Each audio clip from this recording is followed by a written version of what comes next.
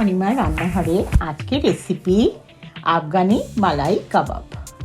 প্রথমে কিছু মশলা হালকা করে ভেজে নেব। তার মধ্যে সাদা জিরে, মৌরি, দারচিনি, এলাচ, গোলমরিচ আর ধনে, এই 6টা মশলা হালকা করে শুকনো কড়াইতে ভেজে গুঁড়ো করে রাখবো। তারপরে বড় সাইজের একটা পেঁয়াজ পেস্ট করে রাখবো গ্রাইন্ডারে। তারপরে 20টার মতো রসুনও পেস্ট করে রাখবো, আর 50 গ্রাম আদাও পেস্ট করে রেখে দেবো, আর 20টার মতো কাঁচা লঙ্কা আর অল্প কিছু ধনে পাতা সব পেস্ট করে আলাদা আলাদা করে রেখে দেবো।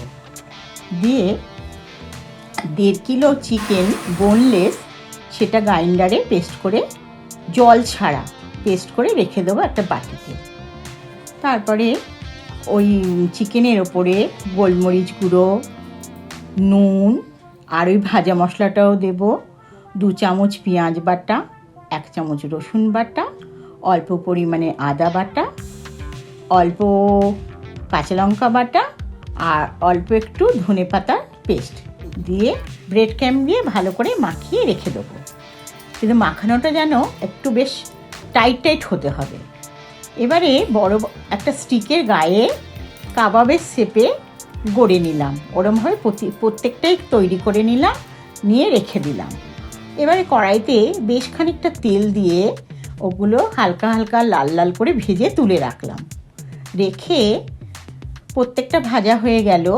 তারপরে কড়াইতে আবারও একটু তেল দিয়ে পেঁয়াজ বাটা, রসুন বাটা, আদা বাটা, কাঁচা লঙ্কা বাটা দিয়ে ভালো করে কষলাম। কষানোর পরে ওই ভাজা মশলাটাও 2-3 চামচ দিলাম, দিয়ে 100 গ্রাম জল ঝরানো টক দইও তার উপর দিলাম, দিয়ে নুন দিয়ে ভালো করে মশলাটা কষলাম। কষানো হয়ে গেল।